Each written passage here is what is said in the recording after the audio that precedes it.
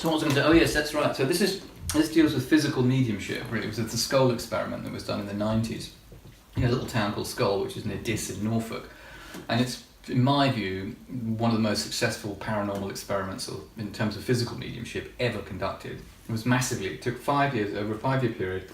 A very small group of mediums and researchers would be in this basement in the house. Every week they get together. Now, physical mediumship requires dedication. Yeah. You've got to, just sit there and nothing will happen. Nothing happened for a year.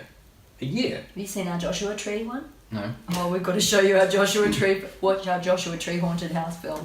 Right. Lots of shit went on there. Sorry. Okay.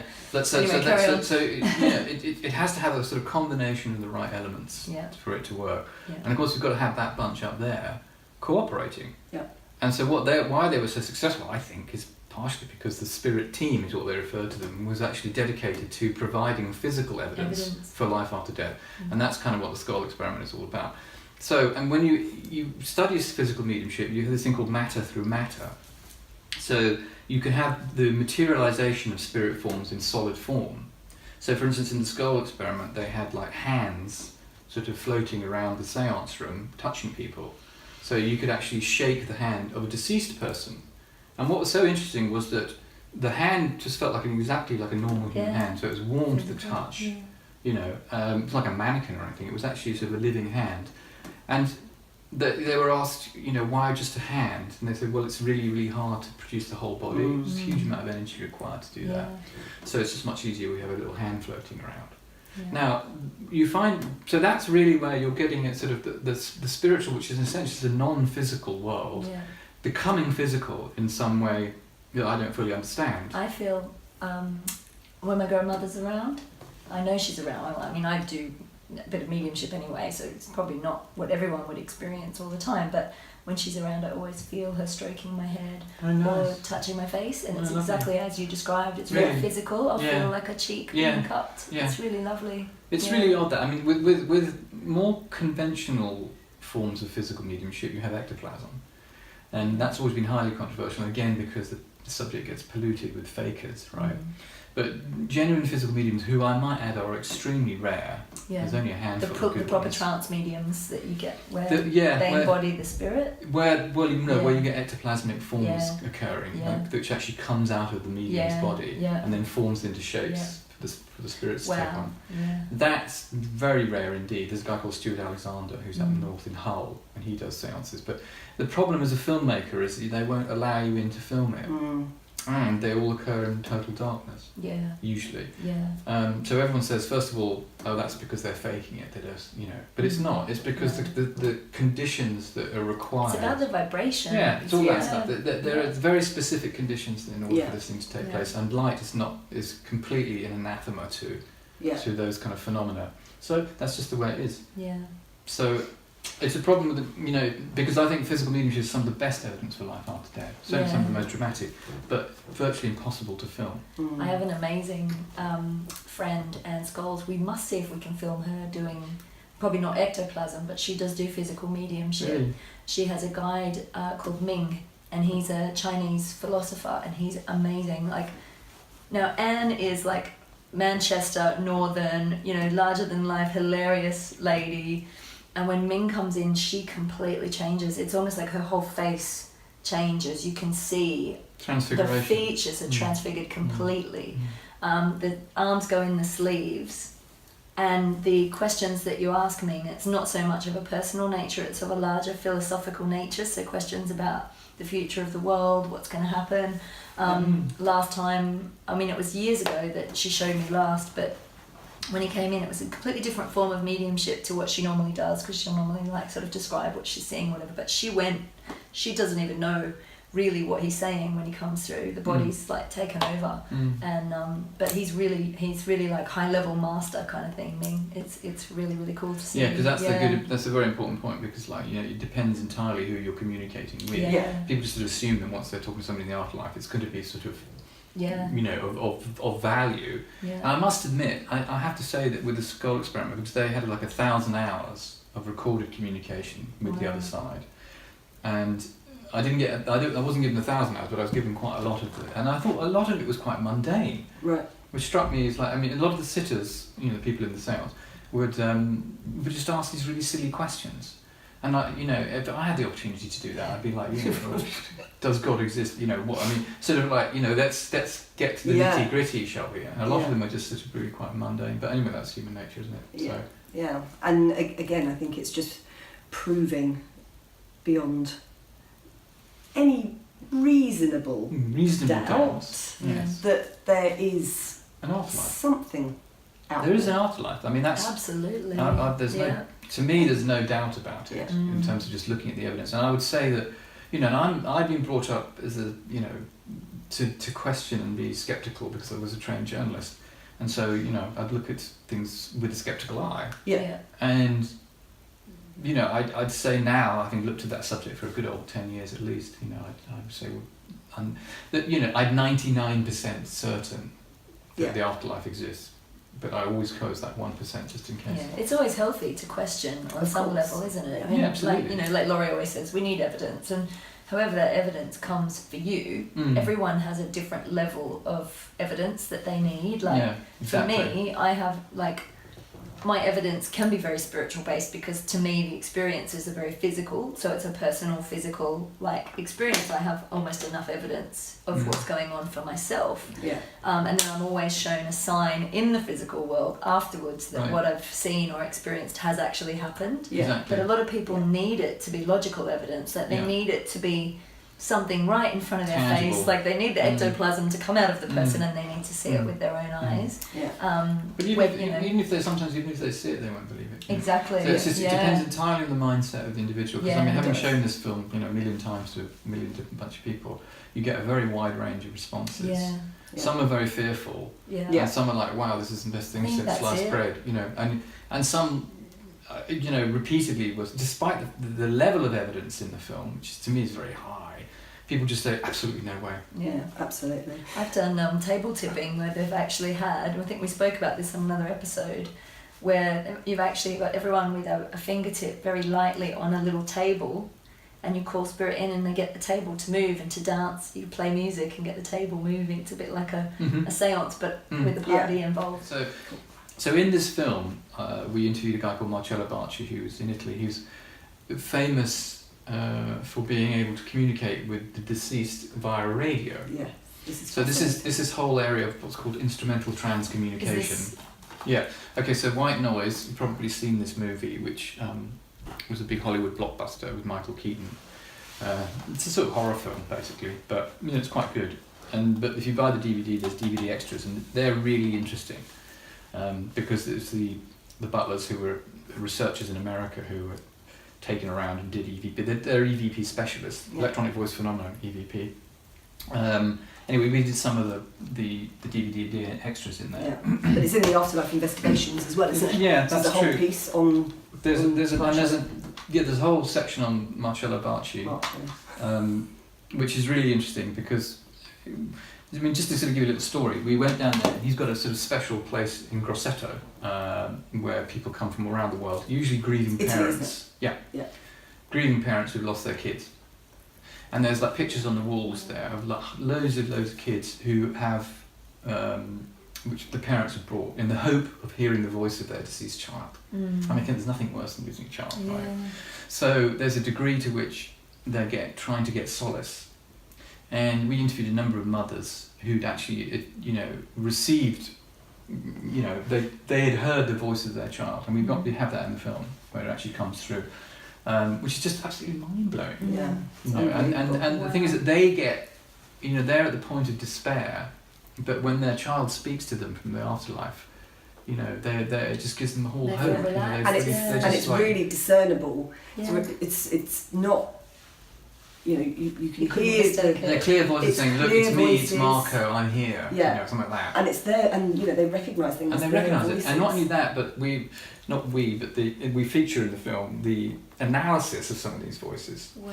So in one case, this young girl, about 18, she got killed in a car accident.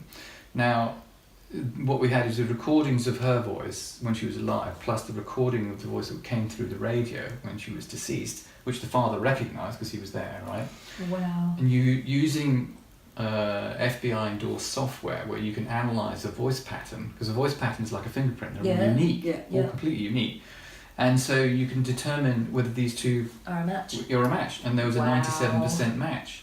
That's just bonkers evidence, isn't That's it? fantastic evidence. Fantastic evidence. Yeah. Wow. So. Yeah, and I mean, it was so moving for the parents to know that their children. It really is. Yeah. It really is. And there's another one. This woman who is in the States who lost her child in a boating accident, and continued to try and communicate with him through EVP, electronic voice phenomenon. We use a tape recorder to kind of record little snippets. Yeah. And she got tons of stuff from that. When she had it, and she was so empowered by this because it gives her an ongoing relationship with her deceased child. Yeah. And she knows that he's continuing in another dimension. Wow. Yeah. And so it just really makes her life so much easier. Absolutely. And I mean, we've had experiences, and I've had it on this show, haven't we? We've had it on the show, but we have had some sounds coming in, but I had an extraordinary. Yeah. What, while you're recording? Yeah. And someone went, boo! On camera in one of our episodes. I can't remember which episode it was. It was a while back, wasn't it? Really audible. Yeah, it's really That's audible. great. But I lost a friend quite a few years ago. Yeah, this is amazing. Amazing. And it was, I'm very philosophical about death, but when someone's 35 years old and it's just tough. It's tough. Anyway, so I've been very conscious and very aware of him kind of being around, and if ever I've been around anybody that is psychic, they was like, oh, who's this guy? So I know he's around, and I was. He bought her shoes, made me buy her shoes for her birthday. Yeah, it was ridiculous. Yeah, he does turn up. But I was having after he died. That was a community. I never met him when he was alive, but he comes through a lot. He comes through a lot. That's considerate of him. It is, I know. He's a bit annoying at times. He's not, he's lovely. And he was a very, very lovely, very considerate, very caring person, I have to say. And would always be there for everyone, me particularly. And I was having a bit of a bad day, and some stuff had gone on. I was feeling a bit emotional. My phone was in my bag. And my phone was, it was switched off, the lock was on it, in my handbag, and at a certain point I went to get my phone to check something, and when I turned my phone on, the text box was, it was as though I had been writing a text. It was as though, or almost like a button had been hit. So when if you hit the kind of texting thing, and it just creates a gibberish message. If you've accidentally hit it and you stick your finger, it would just create. Anyway, so there was this huge, great big long message. And when I scrolled through it, I literally had... It was right at the bottom, wasn't it? No. It was literally embedded right the way through. It was kind of Nick, Nicholas, and then his email address. Yeah, popped up. Really? Right? His full email address, and then... This is a deceased person. Yeah. Friend. And then vulnerable, it's okay, be fine. Interspersed in between all of this gibberish. Now, the thing is, my logical mind went, maybe something, maybe... When was the last time you used his email address, though? But I hadn't. That phone, I hadn't used that, and it was his work email address as well. It wasn't even an email address that he and I would have corresponded through. It was his work one, but his name was quite distinctive. I'm not going to say it, but it was very distinctive. So there would have been nobody else with that name. And it's still hurting my head to this day. So in my mind, there's absolutely no other explanation for it than that was him communicating with me. And the thing with him as well was that when I first met him, he was very much involved in the corporate world and quite straight. And we met through an LP, and then I had him, doing all sorts of weird and wonderful stuff. And by the time we got to the end of it, he was exploring all kinds of psychic stuff, and he had a PhD it was, I always call it stratospheric something or other. It was to do with clouds and energy and vibrations. And it's like, if anybody, the way his brain worked, he was almost too smart. He was, almost on genius level. If anybody was going to work out how to use technology to get in touch, it was going to be him. Yeah. And there've been other things. It's not that complicated though. You get EVP shows that you can use a simple tape recorder. Yeah. And people often use these digital recorders now. Yeah. these IC recorders, and you know, that's it. If you're kind of persistent, and record at the same time, and your intentions are sort of clear, you know, you're going to get results. You can get results. Absolutely. I need to record more because I hear like when we were going to Egypt. Remember I said the hand dryer in the bathroom started talking to me. It's like whispering at me and telling me stuff about Egypt. I can't remember what it was. You should have recorded that. It would be really interesting to see if that would come if it would actually come through. I think the thing is, that what's happening is that the spirits are they're trying to come in many different ways. Yeah. You know, there's this desire for communications. I think especially when you're sort of new in the afterlife, you just died. Yeah. And there's a lot of emotional connection still with the living. Then they want to communicate. Yeah. And it's difficult because you know it's actually quite complicated doing that. So I mean, with the skull experiment, for instance, it advanced. So it went from sort of like the mediums were going to trance, and then voices would come out through the larynx. They'd use the larynx of the unconscious medium. Which we've both done. Okay, right. So you know how that works. And that can be very odd. Yes. So you can get male or female voices coming out, and different personalities anyway. So and so you have a two-way conversation with a deceased person, just like you and I are talking now, right? Then it went to what's called direct voice, where the voices actually just come out of thin air. Yeah. They're not using the larynx anymore. Right. That's amazing. And it was interesting because there was a guy called Walter Schnickner. He was a German engineer who was attending the seance, and he said to the spirit, "How do you do that? Because if you don't have a larynx..." By the way, if there's anyone around and you want to do audible speaking while we're filming, come through on the phone. Come through on the phone. Yeah, exactly. Because I can feel energies around. I keep feeling like someone wants to kind of come through. I'm sure they do. Because when you can feel the energy of the room shift. When you discuss these things, that's something. They zoom in. But so anyway, Schnittke, he said, "How do you do it?" And the voice, he basically said, "I don't know how to do it. What I do is I think the thoughts." And somehow they're translated into your domain, and they're turned into physical vibrations of the air. But he didn't know. He said there was a sort of mechanism that was doing it for him, which is quite interesting. So they're sort of like, you know, and also when you get the EVP bunch, you get visual EVP, where images are appearing on television screens, computer screens and things like that. And you know, often they show sort of images of the afterlife, which is really bizarre, you know. And again, so what's going on? So to me, it's like a form of psychokinesis. Psychokinesis from the deceased. So they're physically altering the physical energy, world. They're interfering, but we don't quite know how, because we don't know what PK. PK is just a label. We don't understand and obviously how it works. Sound and light. You know, those frequencies, the technology that we have nowadays. But it's who's bearing witness as well. Like, it depends on how clear the channel. So if someone, like, the way I know how it works in terms of, like, mediumship training and channeling training that I've done, is that the person that's witnessing it is the key. So if you are really clairaudient and you can actually audibly hear spirit when you experience them, then that will translate. You're like the door for that voice to come through audibly. Like, I don't hear clairaudiently audibly, I hear it as thoughts in my own head. The only time I've heard it audibly is when I've been asleep, and I'll hear Alex. That's usually my cousin Thomas. He's very shouty, likes to be excited, comes through. And I've heard but if you're very visual, clairvoyant, then that's where, like the guy taking the photographs, that's where it usually will come through. Like when Lorraine and I were in Lewis, we both took photos of the same thing, but because I'm really visually clear, the face turned up really clear on mine. Laurie's turned up as an orb, but you can see the face in the orb when you zoom in on it. But the window through which we are bearing witness, and scientists have talked about this now with the quantum physics stuff, like light particles change depending on if they're being observed or not. So it's the observer. So it's a two-way interface between the channel and the spirit that holds the energy. So you're holding energy. Like, I know my grandmother is in spirit, and we do a lot of work together helping souls pass over and pass back. She's like so she came through to me and told me she's a soul midwife. Now my mum, after this happened, my mum inherited a clock that my grandmother used to own. And at first Mum thought the clock was broken, because the clock goes off at all these unruly hours, like it bongs all the time. And this is at home in Australia.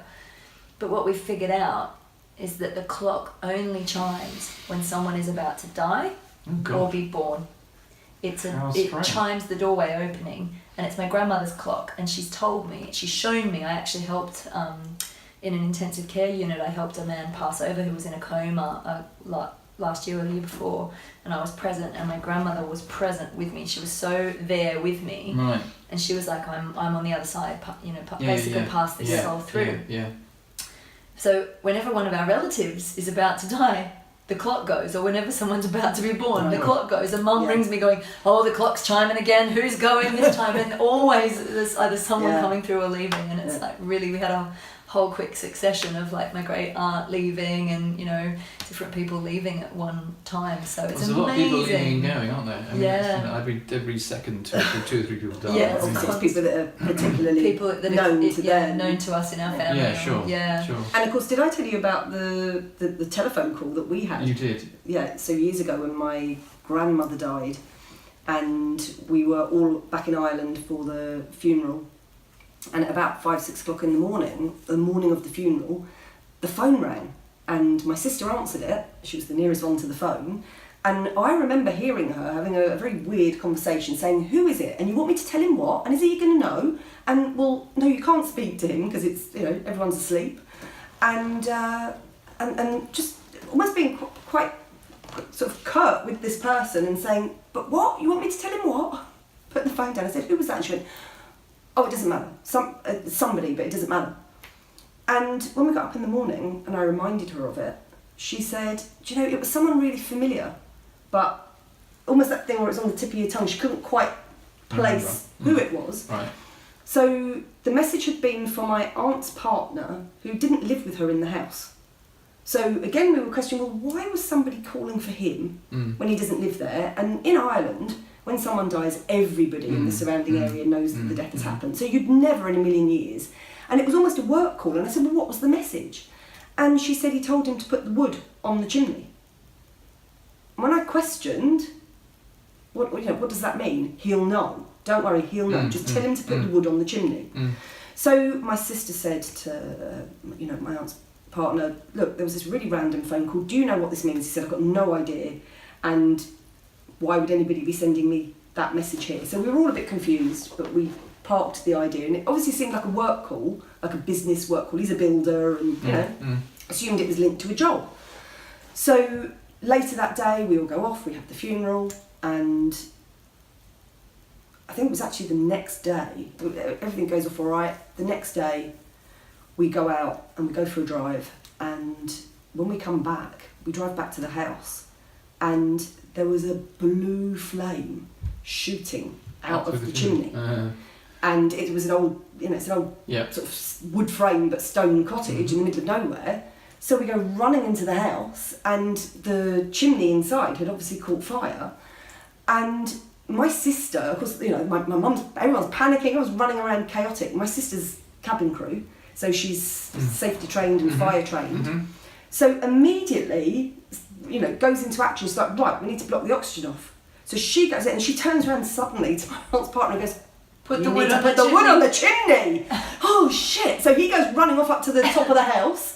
She gets something and covers the front of it. He's covering planks of wood on the top. And as he's doing that, and as they start putting the fire up, the fire brigade come flying down. The local, they've obviously had phone calls to say people have seen the smoke, and they arrive. And of course they pile up, and as they reach there with him, they finally manage to put it out. They block the air. There's nothing to fuel the fire. Do you think it started the fire? So anyway, so they leave. Yeah. So we're all in shock, and we're all sat round, having a drink. Going, what was that? When suddenly my sister goes, "Oh my God."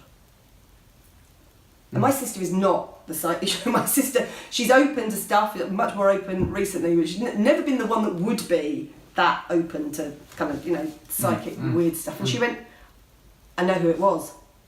And everybody went, "What? Who was what?" "That phone call yesterday. It was Grandad." It was Grandad. And she'd been really close to him, but it was almost like it had been veiled, who it was. The awareness of who it had been hadn't been revealed until that moment in time. And then, of course, we were all hysterical because it absolutely categorically was him. It's exactly the kind of thing that he would do. And again, we'd had loads of other signals when he died that he had been in contact. So, yeah, phone calls, text messages. Yeah, anything. Anything. Computers, fax machines. Yeah. Telephone calls from the dead are quite interesting, though. Yeah. I mean, but they're rare. I mean, They are rare, but this again, is definitely my grandfather. There's another film that my partner, I started shooting because we were going to make 3 films about life after death, and the second one was about instrumental transcommunication. Yeah. And you can see it on the internet. It's called Call Heaven or Heaven Calling, one of the other. Right. Yeah. Anyway, so that's directed by Dan Drayson and myself, and in that we have telephone calls from the dead. Yeah. Where basically one of the famous EVP and ITC researchers, Konstantin Raudova, who was a Latvian philosopher and investigator, basically who died and then basically called up one of the other ITC researchers in Germany, and then you hear this conversation. Right. He literally picks up the phone and it's Konstantin Raudova, and he's got this. This is Konstantin Raudova. He's got this very clearly, distinctive voice. Right. And they just have a little chat, So I mean, but they're rare, but they're spectacular when they actually happen, They are. So. I mean, so people have been trying to sort of like develop technologies. They're still trying to do it now, where you can get to sort of a reliable two-way conversation going via technology with the dead. But nobody so far has. I wonder if they've also done any, just while we're having the conversation. So the energy's really shifting in this room. My heart is going. I've got energy running into I just want to talk about the physiological effects that go on when spirit is around. There's like a heaviness that comes into the energy of the room, and it almost feels like a squashing. I feel like there's people trying to come in, and I don't do trance mediumship, so I say no. I'm like no, but my ears feel like they're muffled. And it can feel like I'm going underwater and my heart's palpitating, right? So there's a lot of different energies in the room. I wonder if they've done studies on the physiological effects of what happens when trance mediums are working, or even when just mediums are working, or when a portal is open or whatever, when the energy comes in, because this room feels very full. If you go, I wonder if they can make our light bulb blow or something like that. Do something gentle. Do something gentle that we can have some evidence. That'd be good. Because I'm doing this. There's this series for Netflix that's just coming out, which I'm the executive producer on. Colleagues of mine are producing. Which is called Surviving Death. I think that's what they're trying to. Yeah, I think it's based on a book, isn't it? It's based on Leslie. Does anyone know a Rodney? Because I keep hearing Rodney. Whether in spirit or life, we'll just see if there's anyone. It's like my Gary thing. Yeah. Random names shouted in my ear. Rodney. I know if anyone watching knows a Rodney, it's for you. Sorry, carry on, Tim. What was I saying? Oh yeah. So basically, it was based around Leslie Kane's book called Surviving Death, and she'd written a very amazing book on the UFO subject, which is a New York Times bestseller. This one is not a New York Times bestseller, but it's sold very well. And anyway, so the Netflix documentary, which will be 6 parts, will be a really thorough investigation of kind of all the stuff we're doing. Although I don't think they want to do EVP. Which is a shame, because I think that is... Not so evidential EVP. And also people think that it could be just PK. Could be the human, you influencing the tape recorder. It's not. Wow. But then even that in and of itself is kind of evidence. evidence. It's evidence of psychic phenomena. It's evidence of that. Well, PK is pretty well established anyway. Well, yeah. Absolutely. Unless you're a complete idiot. Do you know anything about Raymond Moody's work and his shared death experiences? Yeah, Don't know much about the shared death experience. It's amazing, where, and this is something that I've experienced as well, but I don't have any tangible evidence to share, but other than my experience of it. But where a person who is passing over, and where they talk about, that they can see people in the room, my grandmother said, oh, they've all turned up for me, I think I'm in trouble, I think it's time to go, they're all here for me. But there've been these phenomena that Raymond talks about where you have shared death experience, where someone who is absolutely alive and conscious and not about to die can see what the dying person is seeing in the room and experiences the portal opening and the family members turning up and all of that. I find that really fascinating that they've got evidence. Deathbed visions, they're often called. That they're seeing what the dying person is seeing. Absolutely. I just find that extraordinary. It is, and they're very common. Very common. In the medical profession, you'll find that nurses that are attending people dying, stuff like that, will frequently have these experiences. It's also quite nice at that point of death, where the sort of person can be really ill and suddenly sort of sit up all crying, pre-death rapture kind and of they thing. see all their relatives coming in, and then boom, they're dead. My grandmother It's quite nice that the fact that this transition to the other Yeah. side Definitely. is sort of, you know, softened by... Yeah, sort of by- get all their faculties back as well. My Yeah. dad's a Yeah. doctor, and he talks about before people die, they're often really well, and you almost get hope that they're going to survive. Like they come back and they seem really well, and Yeah.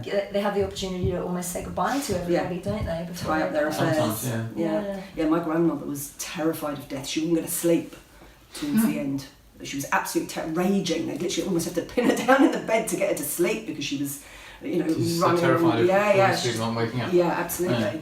And then, as obviously when it was getting closer, when she would lie down, every now and again she would suddenly burst into this, you know, absolutely beatific smile, and hands were reaching out, That's and right, she was yeah. saying, you know, Mama, and her mother had died when she was about 3. And so as that started to happen, she started to be less fearful, and then she would lie down and rest, and then my mum would hear her having conversations with her auntie, and all these different people at different times were coming in. And obviously my mum couldn't see anything, but she could sense, she could almost feel these people coming in. And same thing, she said, when, you know, just before my grandmother was about to go, you know, this big, beautiful smile came on her face, and it was almost a sense, you know, they're here, and I'm ready. And when she died, my mum said it was like literally all of the lines and all of the wrinkles, it literally just dropped away, and it was like she was a young woman again, and looking excited about going off on this journey. So, well, I must admit, I mean, I say this to people who've, you know, recently bereaved. I'm just a friend of mine's father just died recently, and they don't have much of an understanding of this, and I keep on saying to them, you know, well, you don't really have anything to worry about. You know? I mean, it's a loss for you, of course, but, you know, when you say that, they just go, well, you just think that, you know, and they get annoyed with you. Yeah. And it's like, you know, if only you had understood what really happens at death, then it wouldn't be so traumatic for you. You And know? I think it would make things so much easier. It's so much for people. easier, absolutely. The solace for the bereaved. I mean, that's a lot of what this research, I think, is all about. It and I think even in the work that we do as well, I spend a lot of time doing, you know, regression work. I spend a lot of time with death. A lot of people taking people to death points, and then just giving them permission to, at the point of death, to float up and out of the body to see what happens. And I don't think any of my clients, when they've had that experience, have any fear of death afterwards, because they know that they leave, they float up to that realm of the spirit where there isn't any judgment, where they just do get to do a review and they meet with all their loved ones, and so it completely neutralises the fear of death. You know that there is a continuation, you know that there is something else that's going to go on. I mean, I don't think anyone in this room has a particular fear of death. No. My fear is getting old, and being not ill, doing everything and that I'm being in supposed to pain do. and all that stuff, you know, which is quite natural. Right? Well, I don't think about that. Yeah. I don't think about that. I'm not afraid of death. I just don't want to go too soon. I quite like it here in the pleasure garden. I want to stay a bit longer. It's not always easy, but I like being alive. I've got too much to do. Go, Alex. Too much to do here. He's got way too much to do. Too much to do. You asked. I've got really weird energy going on here. I feel very floaty and not like I'm not really in my body, and I don't like it. I feel like there's someone trying to come in, and I don't know. Well, just ask them to speak to you without coming in. I don't. You can't come in. Just ask them for a message. I don't do trance mediumship. You're not coming. Your name's not on the door. You're not coming in. It's the weirdest sensation though, because I do channeling of higher You only want the higher entities coming in. Only the angelics. Yeah, but it's probably one of your lot coming in with a message to you. It's your mediumship lot. It's like all these dead people coming in. I'm not a vessel for you to use, so if you've got messages. They're always dying for a chance. I keep hearing this name, Rodney. I don't know if someone's watching and they know a Rodney, or they are a Rodney, it's for you, but I'm like, it's literally a man's voice. Do you know someone called Rodney that's passed? That person who's just died recently. Who is that? Because that's a man's voice going, Rodney, Rodney, Rodney, Rodney. I'll make some inquiries. Very deep voice. Rodney. Oh, Rodders? Makes me think of Only Fools and Horses. No, I don't know.